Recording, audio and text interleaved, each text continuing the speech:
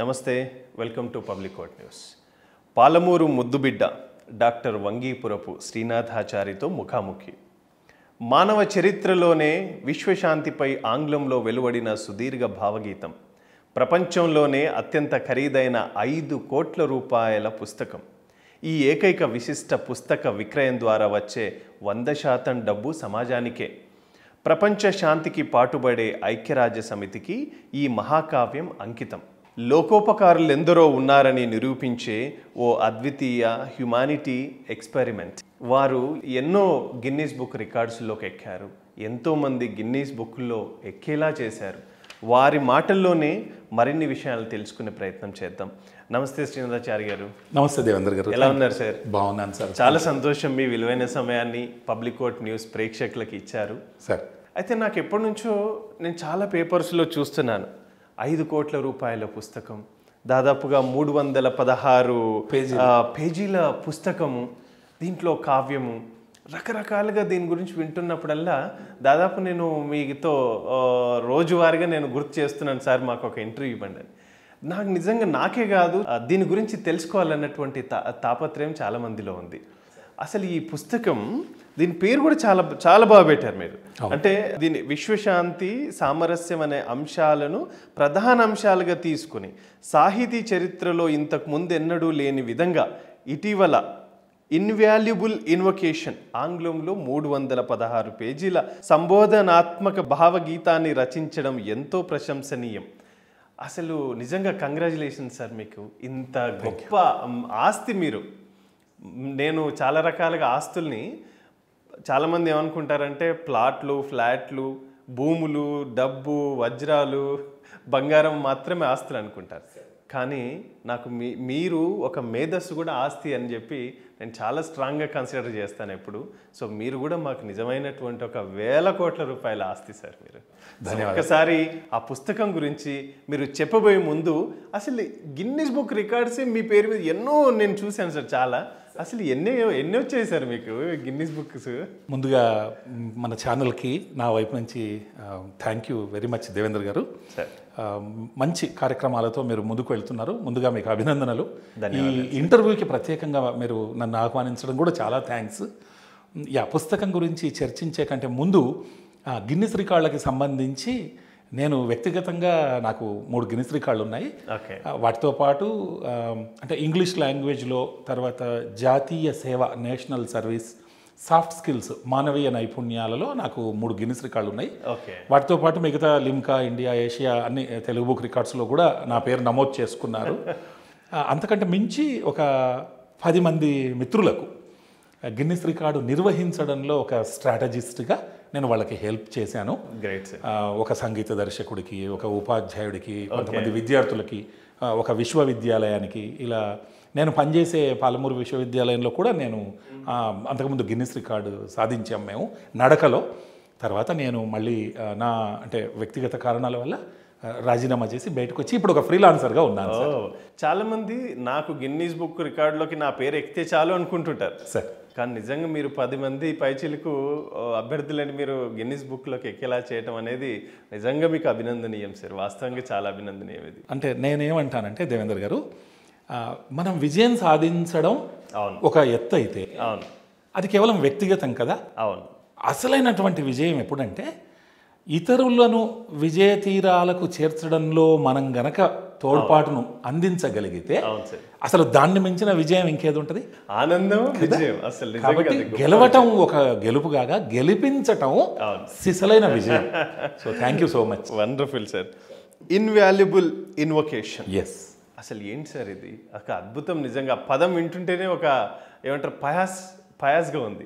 ఒక్కసారి ఆ బుక్ గురించి చెప్పండి. బాగుంది. అన్ ఇన్వాల్యుబుల్ ఇన్వొకేషన్, ఇన్వాల్యుబుల్ అమూల్యమైన, ఇన్వొకేషన్ ప్రార్థన, ఓ అమూల్యమైన ప్రార్థన. అయితే ఈ పుస్తకం మీరు అన్నట్టుగా 316 పేజీలలో ఉండే ఒక సంబోధనాత్మక భావగీతం.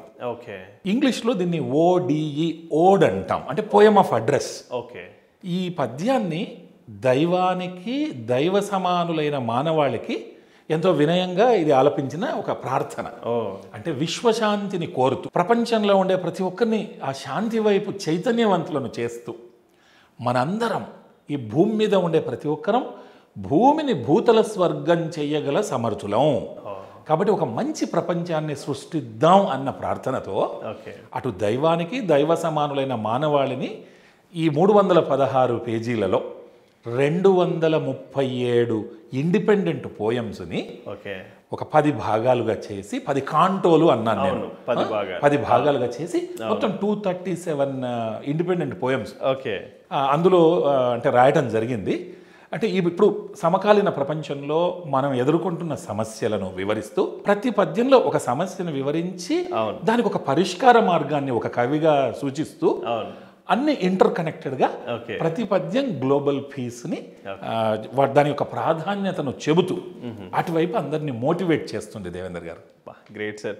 అయితే ఈ మహాకావ్యం రాయాలనే ఆలోచన అసలు ఎట్లా వచ్చింది సార్? బేసిక్గా మీరు బై ప్రొఫెషన్ చాలా బిజీ, తర్వాత మీరు చాలా జడ్జిలకు ఐపీఎస్ ఆఫీసర్లకు పెద్ద పెద్ద వాళ్ళకి ట్రైనింగ్స్ ఇస్తూ ఉంటారు.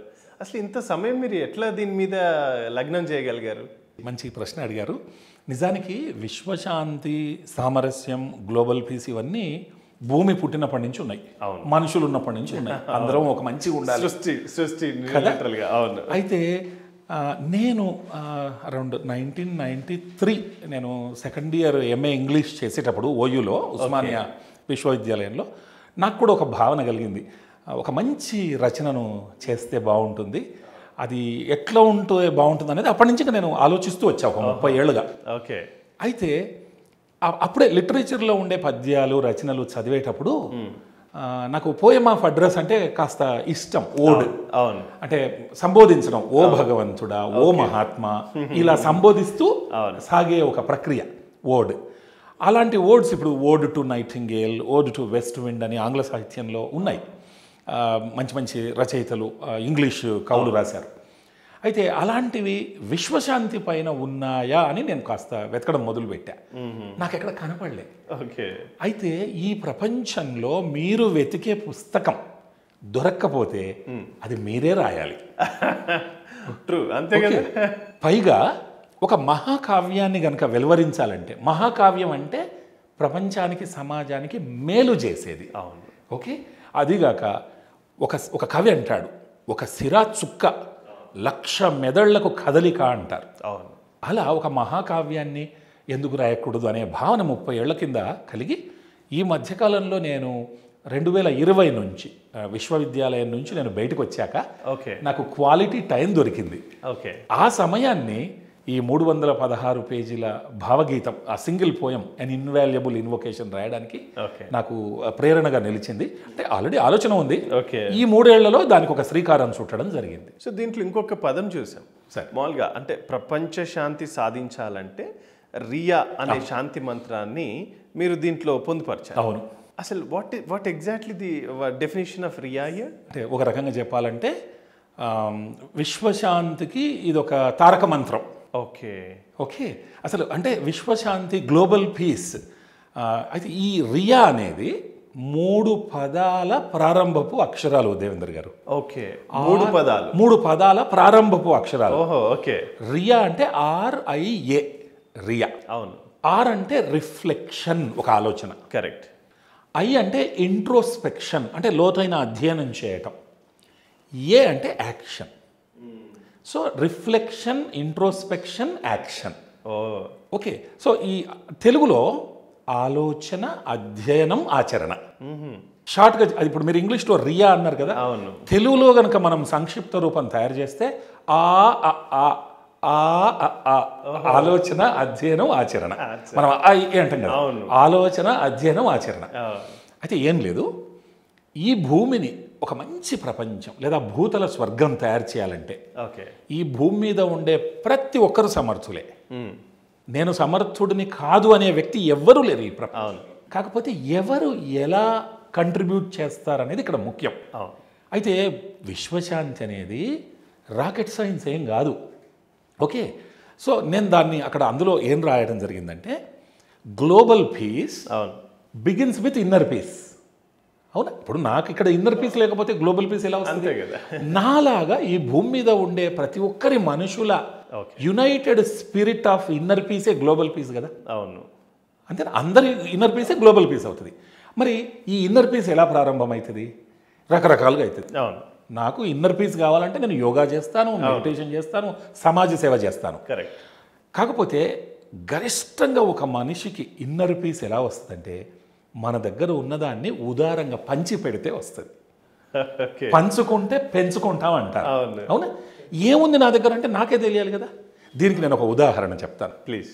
ఒక బస్సులో ఒక వ్యక్తి ప్రయాణం చేస్తుంటే అతను ఒక మనిషికి సీట్ ఇస్తాడు. సీట్ ఇచ్చిన తర్వాత ఈయనకు మళ్ళీ సీట్ దొరుకుతుంది. మళ్ళీ పావుగంటకి ఇంకొక వ్యక్తి బస్సు ఎక్కుతారు. ఇతను లేచి 2 సార్లు కూర్చోండి, మళ్ళీ 2వ సీటు, మళ్ళీ సీటు దొరుకుతుంది. మళ్ళీ అరగంట వెళ్ళిన తర్వాత ఒక మహిళ ఎక్కుతారు. ఓకే, అమ్మ రెండమ్మ కూర్చోండి, ఆమెకు సీట్ ఇస్తారు. చాలా సంతోషంగా ఉంటాడు. ఇంతలో కూర్చున్న వ్యక్తుల్లో ఒక వ్యక్తి విసురుగా వచ్చి, అసలు మీ మెసేజ్ ఏంటి, ఏం చెప్పదలుచుకున్నారు, మమ్మల్ని అవమానం చేస్తున్నారా, మీరే ముగ్గురికి సీట్ ఇచ్చామని గొప్పగా ఫీల్ అవుతున్నారా?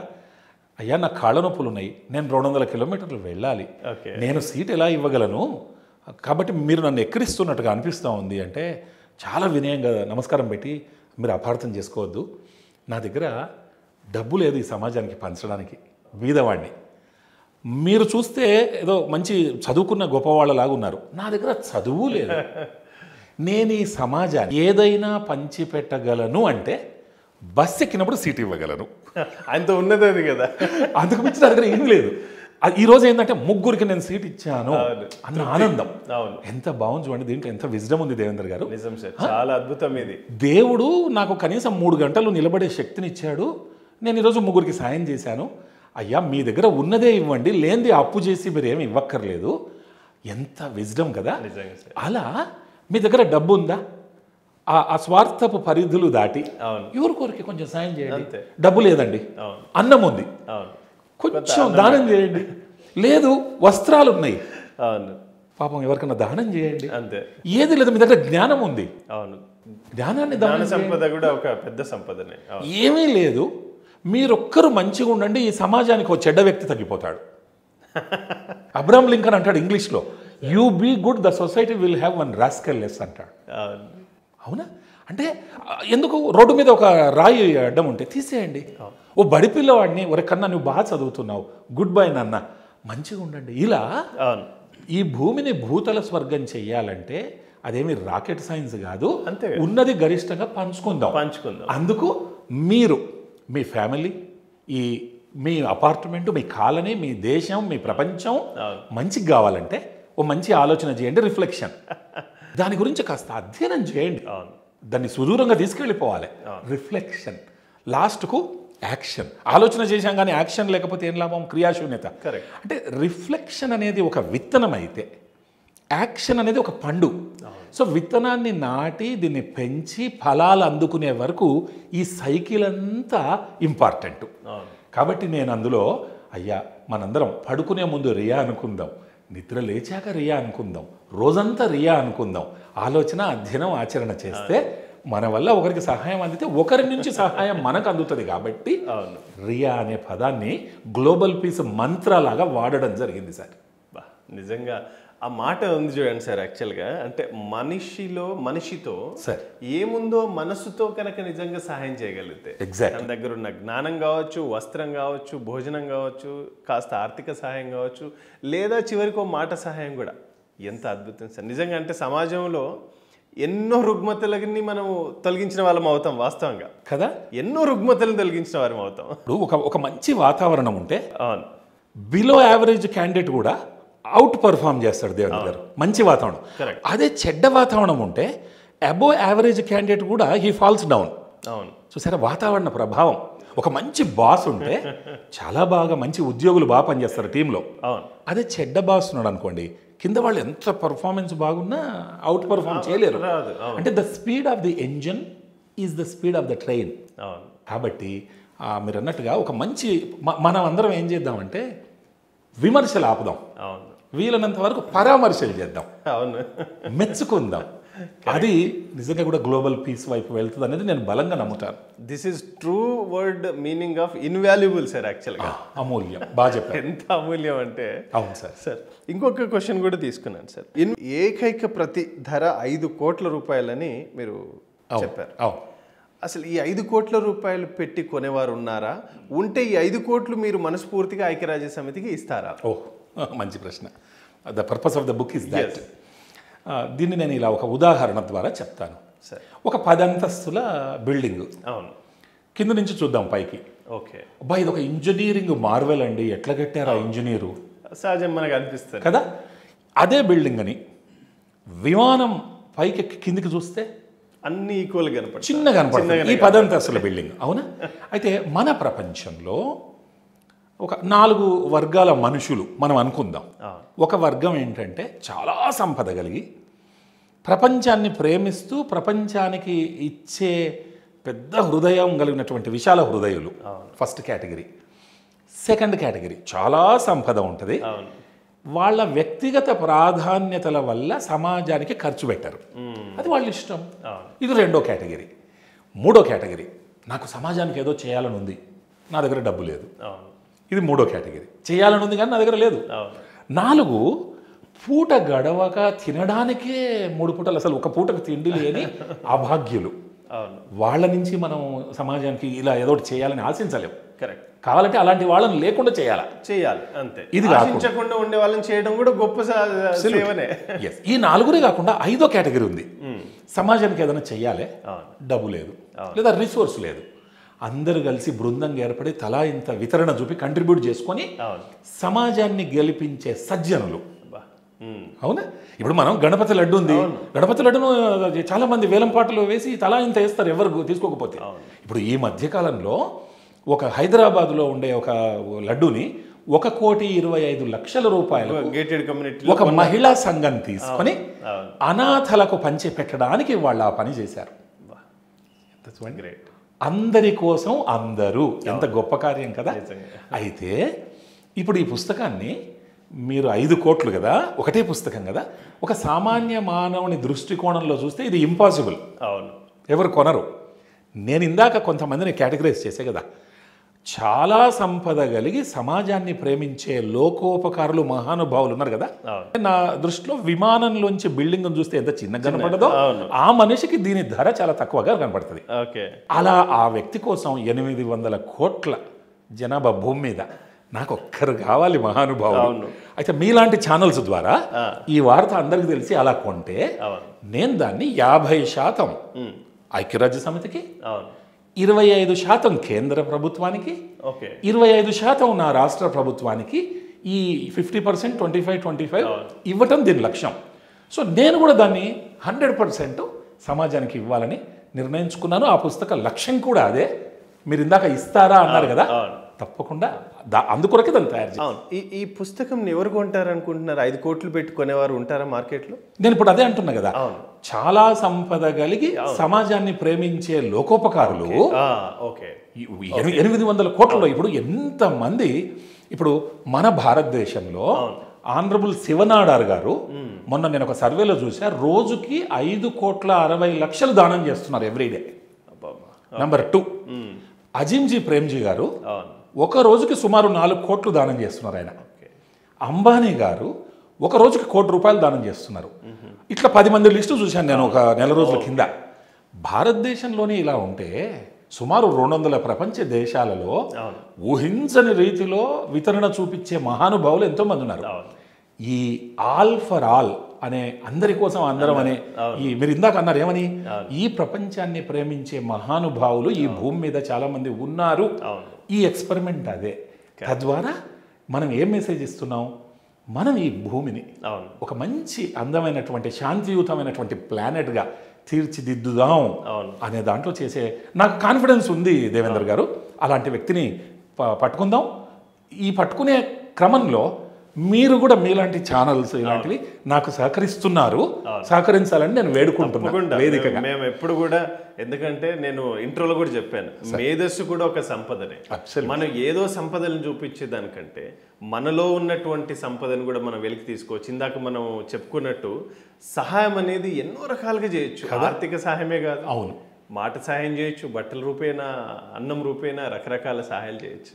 సో అట్లా తప్పకుండా మా వంతుగా మేము ఎప్పుడు కూడా ఈ బుక్ అమ్మేదాకా 5 కోట్ల రూపాయలు వచ్చేదాకా కూడా నేను తప్పకుండా ఇప్పుడు నాకు వచ్చిన రికార్డులని నా సొంతం దేవేంద్ర గారు. కానీ ఇక్కడ సమాజం గెలిస్తే ఆటోమేటిక్గా నేను గెలుస్తా. మనం అంటాం కదా అందరూ బాగుండాలి, అందులో నేను ఉండాలి అని.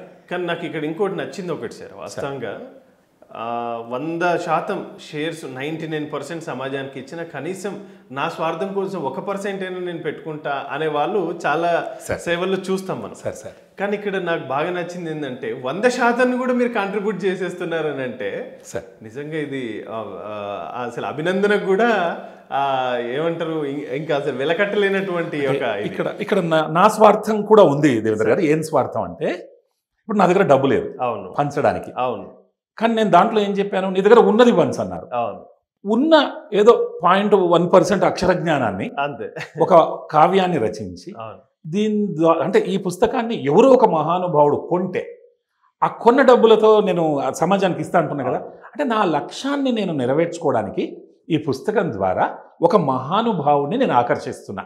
అంటే అది కూడా ఒక రకమైనటువంటి ఒక పీపుల్. ఇప్పుడు మనం చూసాం ఎంతో మంది హీరోయిన్ల కార్లు, డ్రెస్సులు, ఇండ్లు, వాళ్ళ చిత్రపటాలని కోట్ల రూపాయలు వాళ్ళని మనం చూసాం. ఈ మధ్యలో నేను కరెక్ట్ నెల కింద హైదరాబాద్ లోనే విన్నాను, నేను పత్రికల్లో చూసా, ఒక కుక్క 20 కోట్ల రూపాయలట. ఇదే హైదరాబాద్ లో ప్రదర్శన పెట్టారు. మరి ఒక సరే విశ్వాసం కలిగి ఉండిన ఒక మంచి శునకానికి 20 కోట్లు ఉంటే, తరతరాలు ప్రపంచానికి జ్ఞానాన్ని అందజేసే ఒక శాంతి మంత్రం 5 కోట్లు అనేది చాలా తక్కువ కదా. ఇంకా తక్కువ పెట్టారు ప్రైస్. మీరు బాగా చెప్పారు. నా ఇంటర్వ్యూ లక్ష్యం నెరవేరినట్టు మీరు ఆ మాట జర్నలిస్ట్ గా అంటున్నారంటే నిజంగా అది మరి వాస్తవమే కదా. అంటే సహజంగా మీరు పెట్టిన ప్రైజ్, దాని వెల నిజంగా అంటే ప్రపంచానికి ఇవాళ దాదాపు 200 దేశాలు, మనకు ఐక్యరాజ్య సమితిలో మనకు 195 దేశాలు, 195 దేశాలు కలిపి ఒక్కొక్క దేశం ₹1 కోటి చొప్పున పెట్టినా కూడా మీ బుక్ వర్త్ 200 కోట్ల రూపాయలు నియర్ అబౌట్. అంటే సమాజాన్ని, అంటే నేను ఒకటి చెప్తాను దేవేంద్ర గారు, ఒక extraordinary creativity, love of society, creativity, love of society, ఈ రెండు కలిస్తే దాని వెల అమూల్యం. అవునా? దాని అసలు ఇన్ఫినిట్.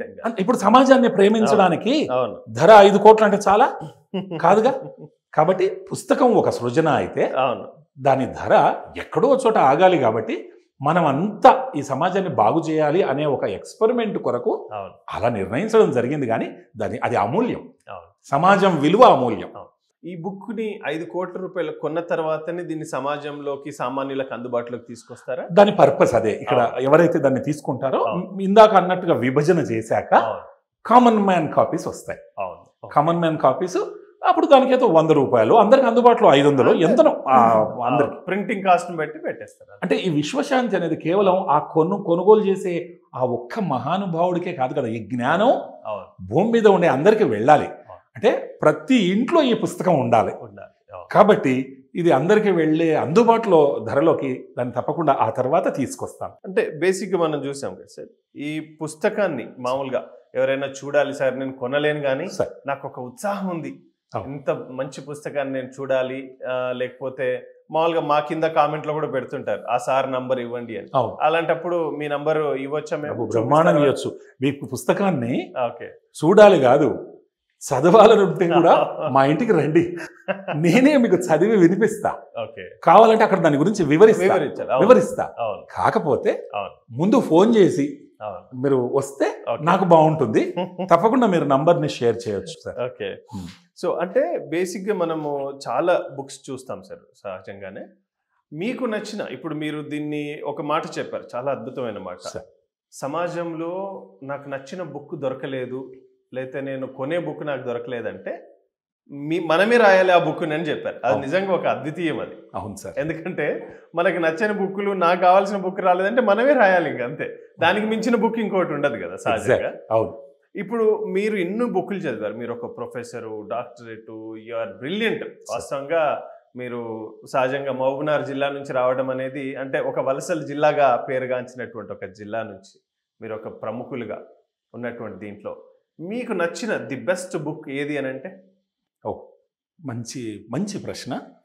నిజానికి మంచి పుస్తకం మన స్నేహితుడు అంటాం. అవును. ప్రతి స్నేహితుడు మనల్ని వదిలిపెట్టి వెళ్ళినా మనల్నే అంటిపెట్టుకొని ఉండే మంచి మిత్రుడు ఒక మంచి పుస్తకం. అవును అవునా? ఫ్రెండ్స్ వెళ్ళిపోతారు, పుస్తకం వెళ్ళదుగా. వెళ్ళదు. అయితే ఒకసారి మొదలు పెట్టాక ఇక ఏకబిగిన అది అయిపోవాలి, మళ్ళీ చదవాలి చదవాలి.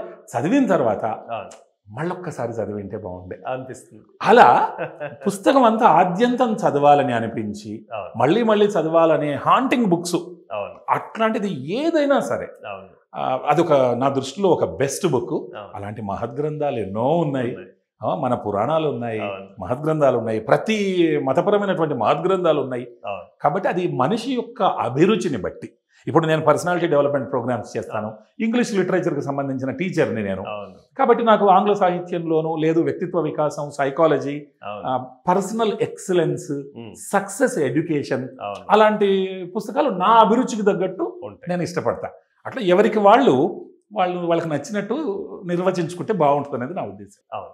సో సమాజంలో మీరు ఎంతోమంది విద్యార్థుల్ని తీర్చిదిద్దారు. నాకు తెలిసే దాదాపు మీ విద్యార్థులు IPS ఆఫీసర్లు అయ్యారు, IASలు అయ్యారు, ఎంతోమంది Group 1 Group 2 ఆఫీసర్లు అయ్యారు, ఇంకా హైకోర్టులో ఇంచుమించు జడ్జిలు, సీనియర్ అడ్వకేట్లు కూడా ఉన్నారు నాకు తెలుసు.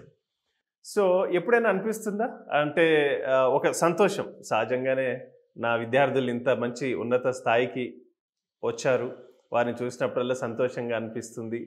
దో గవర్నమెంట్ స్కూళ్ళల్లో చదివినటువంటి వాళ్ళు కావచ్చు, లేకపోతే సాధారణ రైతు కుటుంబాల నుంచి వచ్చినటువంటి వాళ్ళకి కానీ. అయితే ఈ మధ్యకాలంలో మనం చాలా చూస్తున్నాం, కార్పొరేట్ స్కూళ్ళల్లో చదివి కూడా పిల్లలు చాలా రకాలుగా ఇబ్బందులు పడుతూ ఓన్లీ మెరిట్స్ కోసమే చదువుతున్న పిల్లలు చాలామంది ఉన్నారు.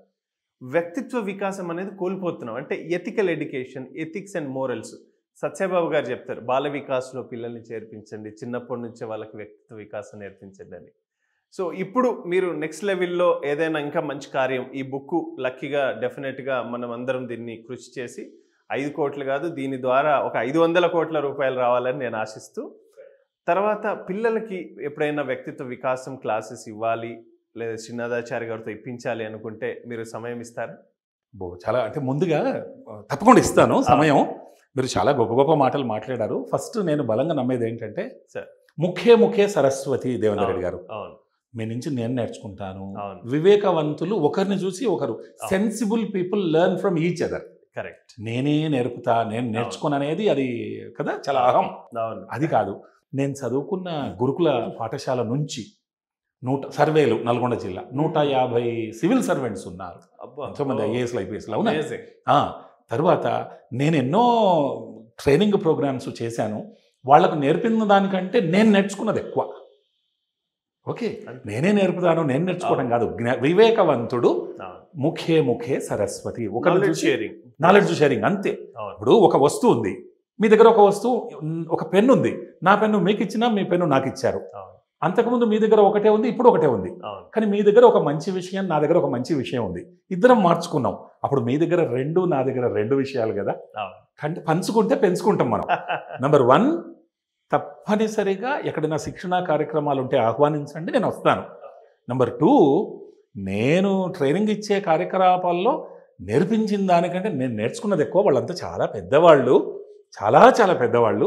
సో ఇది గురువులు నేర్పారు, కుటుంబంలో అమ్మ నాన్న నేర్పినటువంటి సంస్కారం. కాబట్టి నేను సముద్రంలో చాలా చిన్నవాడిని, మీరే కాస్త ఎక్కువ ప్రశంసించారు అంతే. లేదు సార్, యాక్చువల్గా అంటే నేను కూడా మహబూబ్నగర్ నుంచే కదా. చాలామంది నాకు కలిసిన కొంతమంది మిత్రులు ఎప్పుడు చెప్తున్నారు, శ్రీనాథాచార్య గారు సార్ క్లాసులు చాలా బాగుంటాయి, మేము చాలా నేర్చుకుంటాం. సారు పాఠం కంటే కూడా జీవిత వికాసం గురించి, అంటే live life, how to live life అనే దాని మీదే ఎక్కువ చెప్తుంటారు. నిజంగా ఈరోజు అలాంటి విద్య కావాలి అని చెప్పి కోరుతున్నటువంటి వాళ్ళు కూడా లేకపోలేరు. చాలామంది అభిమానిస్తుంటారు. చాలామంది నేను అది విన్నాను, ప్రత్యేకంగా నేను అది విన్నాను కనుక నాకు చాలా హ్యాపీ అనిపిస్తుంది. నేను కూడా అదే కోరుకుంటాను సార్. సహజంగా ఏంటంటే పాఠంలో ఉన్నటువంటి ఆ బుక్లో ఉన్నటువంటి పాఠం అది ఒకరోజు జీవితం లాంటిదే. సో మనం జీవితంలో ఎదగాలి అనుకుంటే జీవిత పాఠాలు కూడా నేర్చుకున్నప్పుడే ఆ రెండింటికి శాంటిటీ, ఇటు విద్య, ఇటు జీవితం. ఎందుకంటే మనం చూసాం సార్, NITలు IITలు చదువుతున్న విద్యార్థులు కూడా ఆత్మహత్యలు చేసుకుంటున్నారంటే చాలా బాధ అనిపిస్తుంది సార్. అంటే వాళ్ళకి focus only on ranks, merits, seats, employment opportunities ఇలాంటి దాని మీదే ఉన్నారు. కానీ why we born in this material world అనేది మాత్రం చాలా మందిలో లోపిస్తుంది. ఇప్పుడున్న చదువులు Devender garu how to make a living నేర్పించాయి, అవును, హౌ టు లివ్ నేర్పట్లే. ఎగ్జాక్ట్లీ సార్, అవును. ఈజీ కదా, how to make a living అంటే డబ్బు సంపాదనకి ఏ పనైనా చేయొచ్చు కదా, కానీ హౌ టు లివ్ అనేది. కాబట్టి మళ్ళీ ఆ పూర్వ వైభవం రావాలంటే మళ్ళీ మనం మూలాల్లోకి వెళ్ళాలి. అవును, ఆ మూలాల్లోకి వెళ్ళి అసలు ఎలా జీవించాలి అనేది ముందు ఒక పాఠ్యాంశాలుగా మనం మన పిల్లలకి నేర్పే రోజు వచ్చింది. ఎందుకు? మనకి లగ్జరీస్ పెరిగిపోయినాయి, ఓకే, ఈ సాంకేతిక గ్యాజెట్స్ పెరిగిపోయినాయి, వాటి మీద డిపెండెన్స్ పెరిగిపోయి జీవన విధానం యాంత్రికమైంది. కరెక్ట్. మరి యాంత్రిక జీవనంలో ప్లాస్టిక్ పూలు అయిపోయినాయి, దాంట్లో మకరందం కానీ అందం కానీ ఎక్కడిది? చూడడానికి చాలా బాగుంది. సో ఇది మారాలంటే కుటుంబ సభ్యులు కుటుంబంతో గడిపే సమయం పెరగాలి. ఓకే. గురువులు విద్యార్థులకు కేటాయించాల్సిన సమయం పెరగాలి. అవును. ప్రభుత్వాలు నమ్ముకున్న ప్రజలను ప్రేమించాల్సిన సమయం పెరగాలి. ఓకే. ఇలా ప్రతి ఒక్కరు ఉన్న చోట ఉన్న ఫలంగా ఉన్న వనరులను గరిష్టంగా వాడుకొని ప్రపంచ స్థాయి విజయాలు సాధిస్తూ ఈ భూమిని భూతల స్వర్గం చేయవచ్చు. దీనికి అడిషనల్ టూల్స్ అక్కర్లే. ఈ వాస్తవాన్ని తెలుసుకోగలిగితే నా దృష్టిలో ఒక పేరెంట్ ప్లస్ కావాలి, అవును, ఒక టీచర్ ప్లస్ కావాలి, ఒక స్టూడెంట్ ప్లస్ కావాలి, ఒక సిటిజన్ ప్లస్ కావాలి. ఇంకేముంది? Parent plus teacher plus student plus citizen plus. ఇలా రావాలంటే ఈ యాంత్రికత నుంచి స్వీయ నియంత్రణ, సెల్ఫ్ కంట్రోల్తో ఎవరికి వాళ్ళం అధ్యయనం చెయ్యాలి అంటే. సార్, సో ఇప్పుడు ఇంతసేపు మనం మన బుక్ గురించి మాట్లాడుకున్నాం సార్, ఇన్వాల్యుబుల్ ఇన్వకేషన్. సో చాలా మంది ప్రేక్షకులు ఎదురు చూస్తున్నారు ఆ బుక్ ఎలా ఉంటుందో చూద్దామని సార్. సో వారి కోసం ఒకసారి బుక్ని చూపిద్దాం. తప్పకుండా సార్, తప్పకుండా. సో ఇప్పుడు మనము ఇన్వాల్యుబుల్ ఇన్వకేషన్ బుక్ని మీకు చూపించబోతున్నాం. ఎందుకంటే ఎంతో శ్రమ కూర్చి 30 ఏళ్ళు అంటే వారి యొక్క మేధస్సుకి పదును పెట్టినటువంటి ఆ సుదీర్ఘమైన 30 ఏళ్ల సమయంలో వారు దీనికోసం పెట్టి ప్రపంచ శాంతి కోసం, గ్లోబల్ పీస్. సో దీంట్లో ఏముందనేది నేను ఒకసారి మీకు చదివిపిస్తాను. ఎంత అద్భుతంగా, అసలు బాక్స్ కూడా చూడండి, ఆ బుక్ ఎంత అద్భుతంగా ఉంటుందో దాని ప్రజెంటేషన్ కూడా అంత అద్భుతంగా మా ప్రొఫెసర్ గారు చేయించారు. సో దీన్ని ఏంటంటే an ardent prayer for humanity's harmony, an invaluable invocation dedicated to the United Nations, the guardian of global peace, 24th 10th 2023 by Dr. Vangipuram Srinadachari, భారతదేశం. చూసారా ఎంత అద్భుతంగా రాశారు.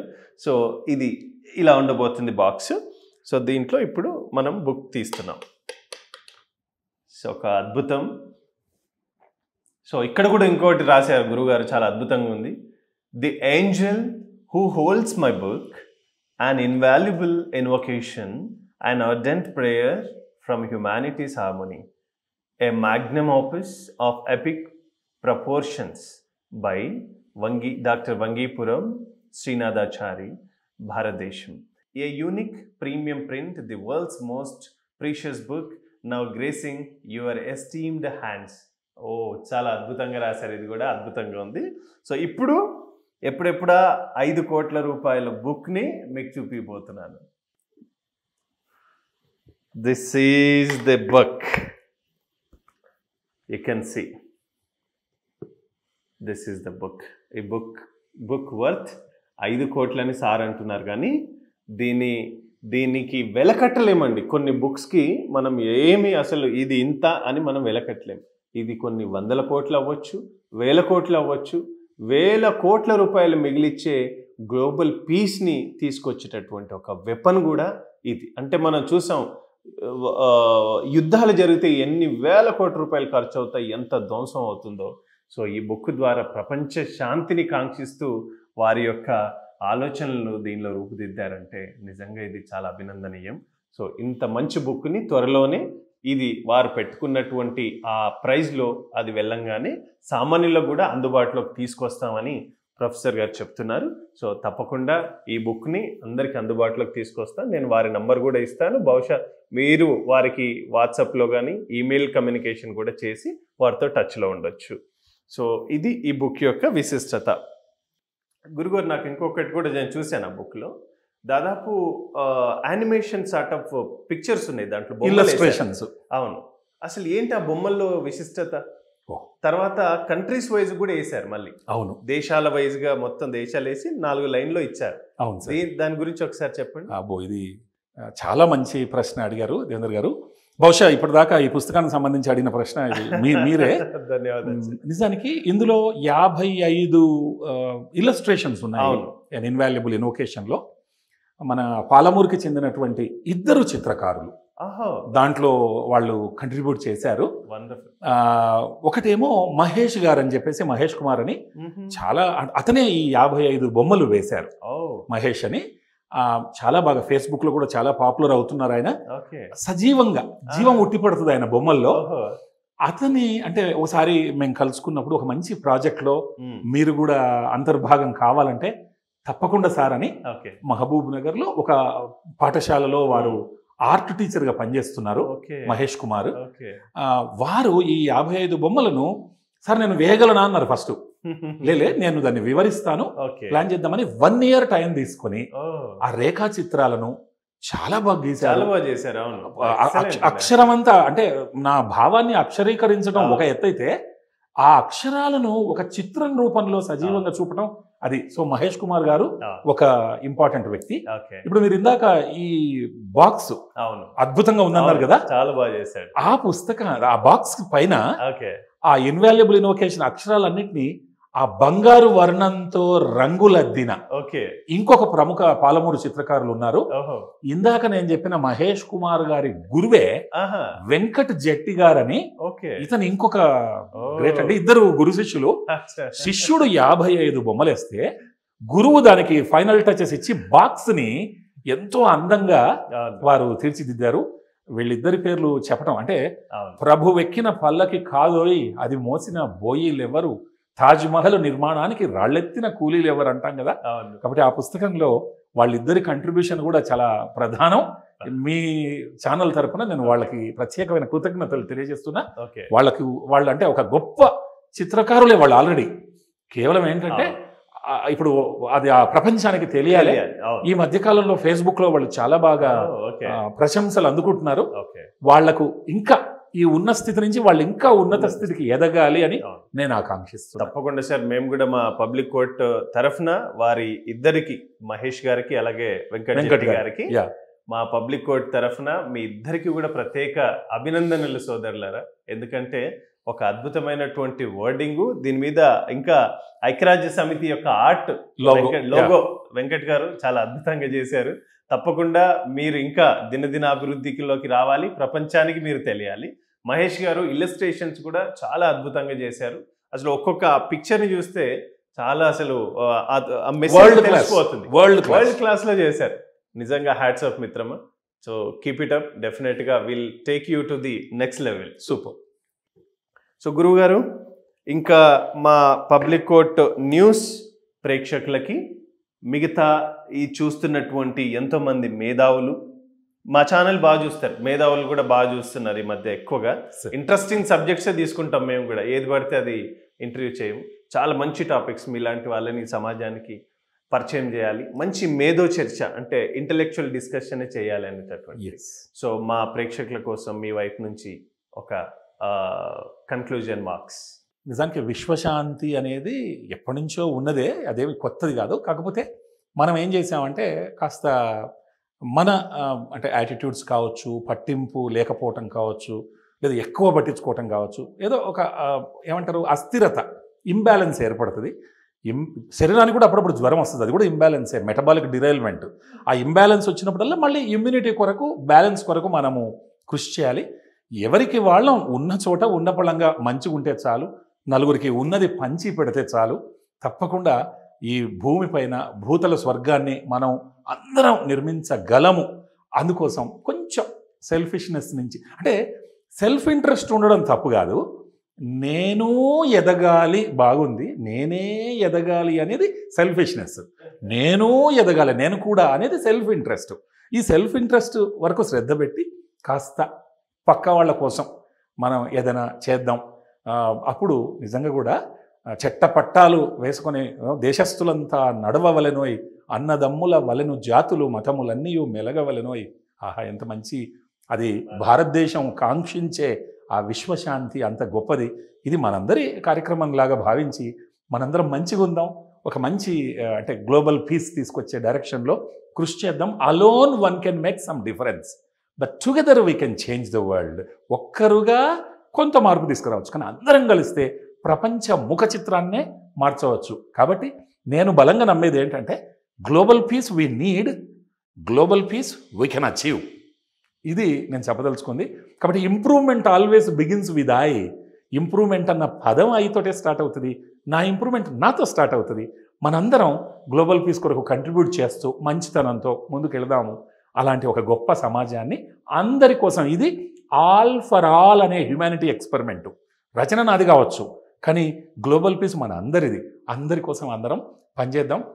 ఈ దిశలో ప్రత్యేకంగా దేవేందర్ గారికి, నంగి దేవేందర్ రెడ్డి గారికి నేను ప్రత్యేకమైన కృతజ్ఞతలు తెలియజేస్తున్నాను. సో ఇది ప్రొఫెసర్ శ్రీనాథాచారి గారు. సో వారి యొక్క మేధస్సు, చాలామంది అనుకుంటాం కదా గవర్నమెంట్ ఉద్యోగం వస్తే చాలు కుటుంబం అంతా హ్యాపీగా ఉండొచ్చు, సరదాగా నేను కూడా జాలీగా నా జీవితాన్ని అలా గడిపేయచ్చు అనుకుంటారు. కానీ వారి జీవన ప్రయాణంలో వారు గుర్తించినటువంటి జీవిత సార్థకతని వారి అంతకు వారే ఎలా తీర్చిదిద్దుకున్నారంటే అటువంటిది ఇక్కడ చూడొచ్చు. I born for the cause, I'm not just passing that time in this material world అని వారు మరొకసారి నిరూపించుకున్నారు. మనం చూస్తూనే ఉన్నాం. ఒక ప్రభుత్వ ఉద్యోగానికి సైతం రాజీనామా చేసి, ఇంకా సర్వీస్ ఉంటే కూడా రాజీనామా చేసి చక్కగా వారు ఇంకా మంచి, నా వల్ల సమాజానికి ఇంకా మేలు జరగాలి, ఏదో చేయాలి అన్నటువంటి ఒక తాపత్రయంతో రోజువారీగా వారు చేస్తున్నటువంటి పనులు నిజంగా అభినందనీయం. ప్రతి వ్యక్తిని వారు ఎంతో ఒక నిబద్ధతతో, ఇప్పటికీ అంత నేర్చుకున్నా కూడా నేను రవ్వంతే అని వారి మాటల్లో చెప్తుంటే నిజంగా నాకు చాలా, మనం చూస్తాం empty whistles makes more noise అనేటటువంటి ఏదైతే ప్రోగ్రామ్ ఉందో, మన సమాజంలో అలాంటి వారు లేకపోలేరు. కానీ సార్కి ఎంత తెలిసినా ఇంకా నేను నేర్చుకుంది చాలా తక్కువ అని చెప్తున్నారు. నిజంగా ఇది అభినందనీయం. సార్, మీ విలువైన సమయాన్ని నాకు ఇచ్చినందుకు, మా పబ్లిక్ కోర్ట్ ప్రేక్షకులకి ఈ ఇంత ఇన్ఫర్మేటివ్ మంచి వీడియోని ఇచ్చినందుకు నిజంగా నాకు చాలా తృప్తిగా ఉంది. ఇన్ని రోజులు చేసిన ఇంటర్వ్యూస్కి ఈ ఇంటర్వ్యూ నిజంగా ఇదొక అద్భుతం నా కెరీర్లో అని నేనైతే భావిస్తున్నాను. దేవేంద్ర గారు, ఇది అంటే ఇది ఒక రిపుల్ ఎఫెక్ట్. ఒక బండరాయిని నీళ్లలో వేస్తే అలలు అలా వెళతాయి. అవును. సో ఈ విశ్వశాంతి అనే అల అన్ని దిక్కులలో వెళ్ళి అందరూ బాగుండే, అందుకు మీరు దోహదపడుతున్నారు. కాబట్టి మీరు నాకు ధన్యవాదాలు తెలియజేయడం కాదు, నేనే మీకు వేల వేల ధన్యవాదాలు తెలియజేస్తున్నాను. Thank you sir. Thank you so much for giving wonderful time. ధన్యవాదాలు. చూస్తూనే ఉండండి పబ్లిక్ కోర్ట్ న్యూస్.